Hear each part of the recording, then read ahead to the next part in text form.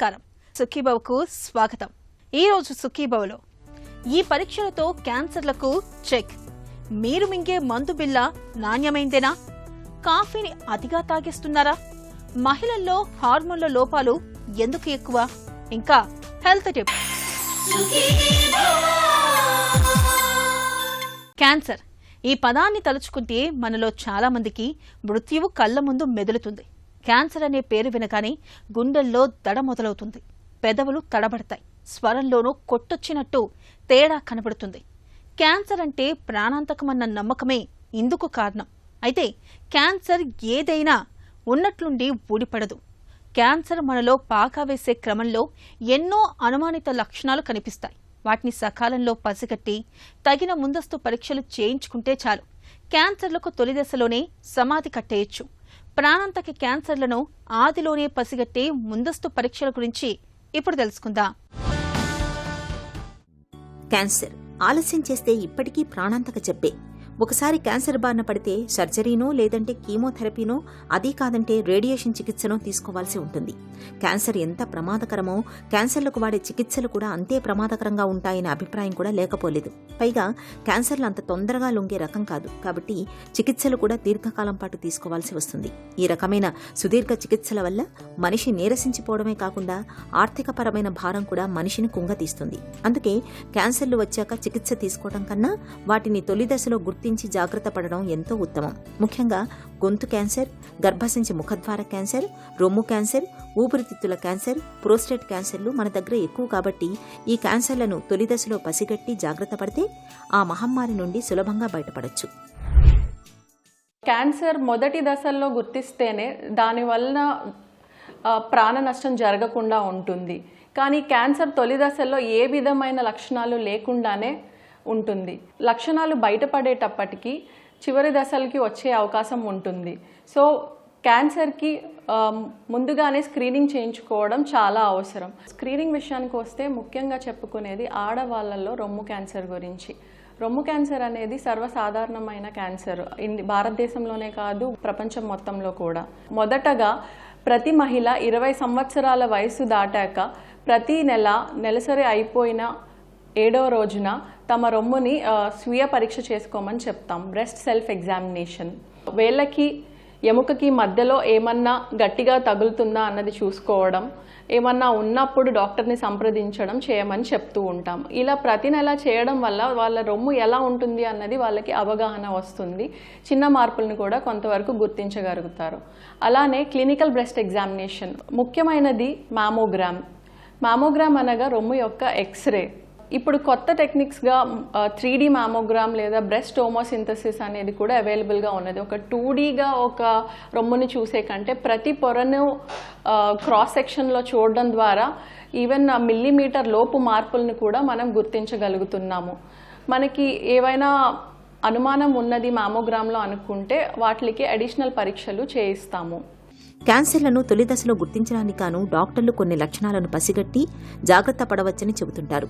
ఎంతకు తగ్గని దగ్గు, స్వరం మారిపోవడం, తగ్గకుండా వేధించే నోట్లో అల్సర్, రొమ్ములో వృషణాలు ఏవైనా గడ్డలు కనిపించడం, మింగడంలో తేడాలు, జీర్ణ సంబంధమైన సమస్యలు, మలమూత్రాల్లో తేడాలు కనిపించడం, దగ్గితే రక్తం పడటం, ఎంతకు తగ్గని తలనొప్పి, కారణం లేకుండా బరువు తగ్గిపోవడం, ఆకలి మందగించడం, ఎముకల్లో తీవ్రమైన నొప్పి అనిపించడం, అదే పనిగా వాంతులవడం, బాగా నీరసంగా అనిపించడం, తగ్గకుండా జ్వరం వస్తూ ఉండటం, ఎక్కువగా ఇన్ఫెక్షన్లు రావడం లాంటి లక్షణాలన్నీ కూడా క్యాన్సర్లలో ప్రాథమిక లక్షణాలుగా కనిపించే అవకాశం ఉంది. ఈ లక్షణాలు ఏవైనా కనిపిస్తే డాక్టర్ని సంప్రదించి తగిన పరీక్షలు చేయించుకుని అవి క్యాన్సర్లో కాదో నిర్ధారణ చేసుకోవటం శ్రేయస్కరం. సర్వైకల్ క్యాన్సర్ కూడా ఆడవాళ్ళలో సెకండ్ మోస్ట్ కామన్. రొమ్ము క్యాన్సర్ తర్వాత భారతదేశం మొత్తంలో 3rd most common cancer. And ఇది ఒక preventable cancer. Cervical cancer 99% of the time human papilloma virus ద్వారానే వస్తుంది. సెక్షువల్ ఎక్స్పోజర్లో ఈ HPV అనే వైరస్ సర్విక్స్ దగ్గరకి వచ్చి జన్యు లోపలికి వెళ్ళిపోయి జన్యులో మార్పులు చేస్తూ ఉంటుంది. 90% ఆఫ్ ద పీపుల్ ఈ వైరస్కి ఇమ్యూనిటీని తెచ్చుకుని దాన్ని క్లియర్ చేసేయగలుగుతారు. కొంతమందిలో అది ఉండిపోయి కణాల్లో మార్పులు తెచ్చి ప్రీ క్యాన్సర్, సర్వైకల్ ఇంట్రాఎపిథెలియల్ నియోప్లేషియాగా క్యాన్సర్ గాను మార్పు చెందుతుంది. మనం సింపుల్గా 5 సంవత్సరాలకు ఒకసారి ఈ పాప్స్మియర్ హెచ్పివి డిఎన్ఏ టెస్ట్ చేయించుకోవడం ద్వారా ఈ సర్వైకల్ క్యాన్సర్ రాకుండానే నివారించగలుగుతాము. సర్వైకల్ క్యాన్సర్ తర్వాత చెప్పుకోదగినది కోలోరెక్టల్ క్యాన్సర్. ఇది ఆడవాళ్ళలో మగవాళ్ళలో కూడా చూస్తూ ఉంటాము. ఇది కూడా ఒక రకంగా ప్రివెంటబుల్ డిసీజ్ అనే చెప్పుకోవచ్చు. మొదటగా పెద్ద పేగులో చిన్న చిన్న పిలకల్లాగా వచ్చి ఒక 5-10 సంవత్సరాల తర్వాత ఆ పిలకలోనే క్యాన్సర్ లాగా మార్పు చెందుతుంది. సో 45 సంవత్సరాలు పైబడిన వాళ్ళని కొలనోస్కోపీ ప్రొసీజర్ 10 సంవత్సరాలకు ఒకసారి చేయించుకుని ఏమన్నా పిలకల్ లాంటివి ఉంటే తీయించేసుకుంటే పూర్తిగా నివారించవచ్చు. మ్యామోగ్రామ్ ద్వారా రొమ్ము క్యాన్సర్లను, పాప్స్మియర్ పరీక్ష ద్వారా గర్భసంచి ముఖద్వార క్యాన్సర్లను, సిటీ స్కాన్ ద్వారా ఊపిరితిత్తుల క్యాన్సర్లను, ఎండోస్కోపీ, కొలనోస్కోపీల ద్వారా పొట్టలో వచ్చే క్యాన్సర్లను, పిఎన్ఏ పరీక్ష ద్వారా ప్రోస్టేట్ క్యాన్సర్ను, చర్మంపై కనిపించే రకరకాల మచ్చల తీరుతెన్నులను పరిశీలించడం ద్వారా చర్మ క్యాన్సర్లను, అల్సర్లను పరిశీలించడం ద్వారా నోటిలో, గొంతులో వచ్చే క్యాన్సర్లను తొలి దశలోనే గుర్తించవచ్చు. క్యాన్సర్లను తొలి దశలో గుర్తిస్తే చికిత్స చేయడం, వాటిని నయం చేయడం సులభతరమవుతుంది. ప్రాస్టేట్ క్యాన్సర్ అనేది వయసు పెరిగే కొద్దీ మగవారిలో మూత్రాశయం కింద ఉండే ప్రాస్టేట్ గ్రంథిలో వచ్చే క్యాన్సర్. చిన్నపాటి blood test prostate specific antigen పెరిగిందా అని చూడడం ద్వారా ఆ క్యాన్సర్ వచ్చిందా అని తెలుసుకోవచ్చు.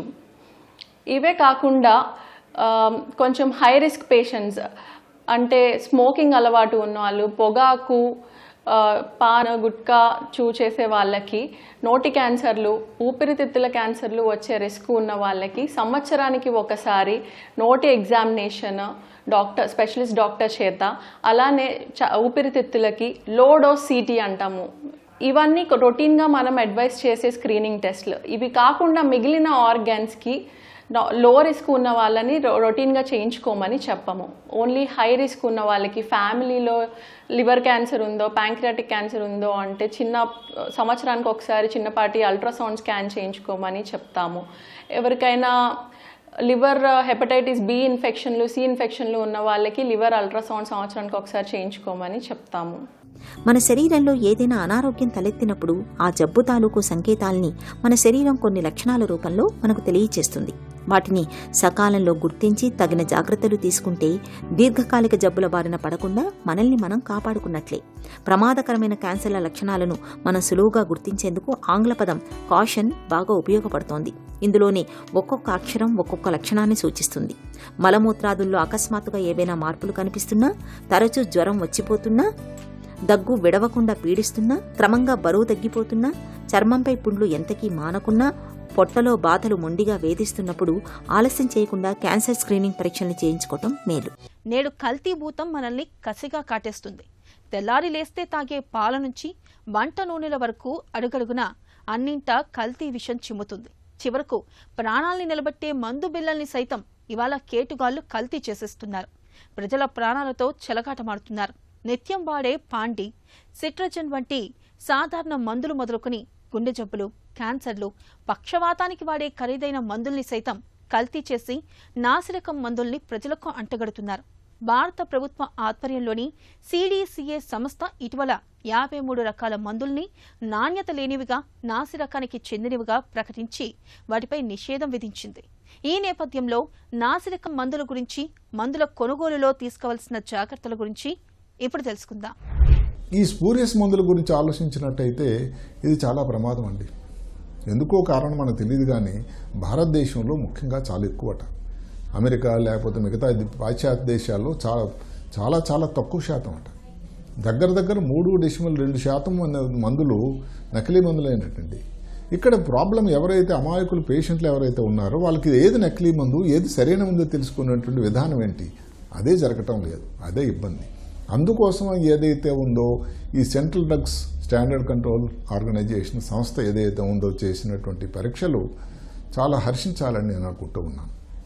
ఇలాగ చేసిన వాటి వల్ల ఇంతకుముందు నమ్ముతారా, 1300-1400 చేస్తే వాళ్ళని ఎవరినో మందుల కంపెనీ వాళ్ళని ఇబ్బంది పెట్టడానికి చేశారని కానే కాదు. ఈ నకిలీ మందుల తాలూకా సంస్థ సంఖ్య, ఈ నాణ్యత లేని తాలూకు మందుల సంఖ్య ముందు 70 ఉంటే ఇప్పటికి 23 వచ్చిందట. వాళ్ళ తాలూకా టార్గెట్ ఏమిటంటే 0 అవ్వాలి. అంటే ఏ మందు కూడా, ఏ కంపెనీ నుంచి వచ్చి పేషెంట్లకి మెడికల్ షాపులకు వెళ్తున్న మందు కూడా నాణ్యత లేని మందు వెళ్ళడానికి అవకాశం లేదు, ఆస్కారం లేదు, ఉండకూడదు అనేటువంటి ఏకైక సిద్ధాంతాన్ని దృష్టిలో పెట్టుకున్నారు. ఈ స్పూరియస్ మందులకు వచ్చినట్టయితే ఎంత నమ్ముతారో అందులో ఏదో స్టార్చ్ పౌడర్ ఉంటుందట. నార్మల్గా మందు యాంటీబయాటిక్ అనేవి అమాయకులు వేసుకునే సమయంలో అందులో ఉండేది స్టార్చ్ పౌడర్.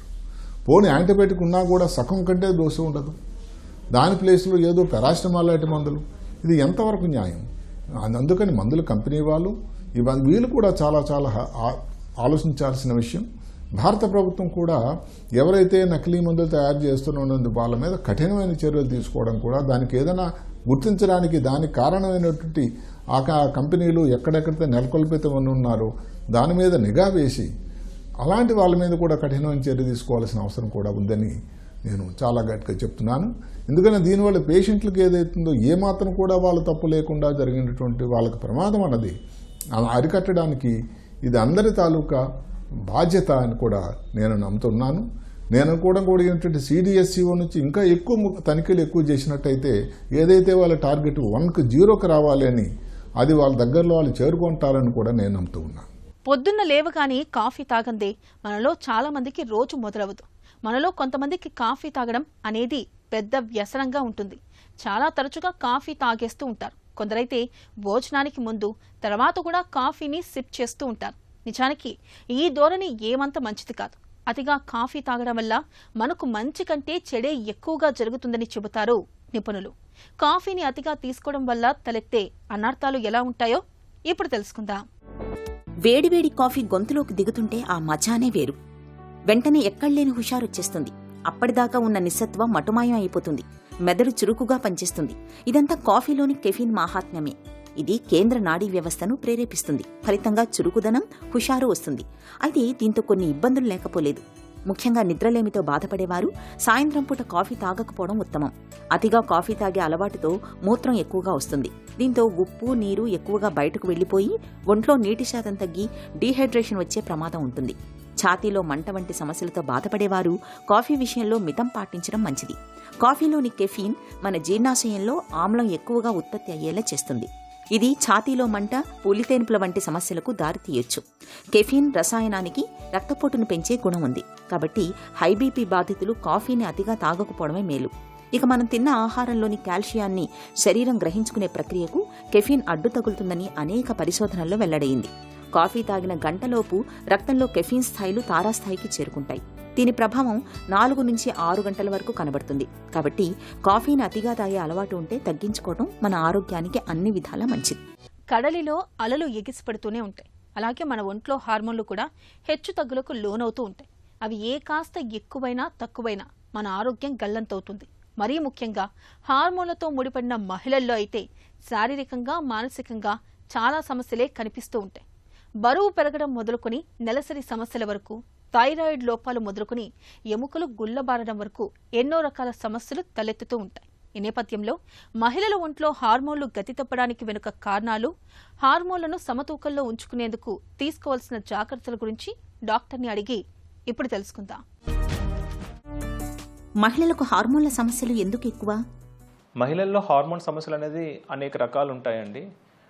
ఎస్పెషల్లీ 45 సంవత్సరాల తర్వాత ఈ ఓవరీస్ నుంచి ఈస్ట్రోజన్ అనే హార్మోన్ లేకపోవటం వల్ల వాళ్ళకి మెనోపాజ్ అనేది వస్తుంది. ఈ ఈస్ట్రోజన్ హార్మోన్ అనేది చాలా తప్పనిసరి. ఎస్పెషల్లీ ఆడవాళ్ళలో బోన్స్ యొక్క గట్టిదనానికి ఈ హార్మోన్ చాలా తోడ్పడుతుంది. అందువల్ల ఎవరెవరు ప్రీమెచ్యూర్ మెనోపాజ్తో బాధపడుతున్నారో వాళ్ళకి ఈస్ట్రోజన్ హార్మోన్ ట్రీట్మెంట్ తప్పనిసరిగా ఇవ్వాల్సిన అవసరం ఉంటుంది. వీటితో పాటు వీళ్ళల్లో గుండె సంబంధించిన జబ్బులు, మెటబాలిక్ సిండ్రోమ్ అంటే బీపీ, కొలెస్ట్రాల్ సమస్యలు, డయాబెటీస్ వచ్చే అవకాశాలు కూడా ఎక్కువ ఉన్నాయి. సో అందువలన ఎవరెవరికి ప్రీమెచ్యూర్ మెనోపాజ్ వస్తుందో హార్మోన్ రిప్లేస్మెంట్ థెరపీ HRT అని అంటాం, అది ఇవ్వటం తప్పనిసరి. మహిళల్లో హార్మోన్ల సమస్యలు ఎన్ని రకాలుగా ఉంటాయి? ఆడవాళ్ళలో మనం చూసుకుంటే PCOD అనేది చాలా ఎక్కువగా చూస్తూ ఉంటున్నాం.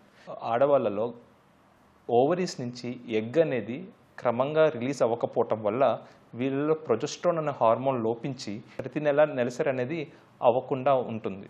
ఈ PCODతో బాధపడుతున్న వాళ్ళు ఎక్కువగా బరువు ఎక్కువ ఉంటారు, అంటే ఊబకాయంతో బాధపడుతూ ఉంటారు, ఒబిసిటీ.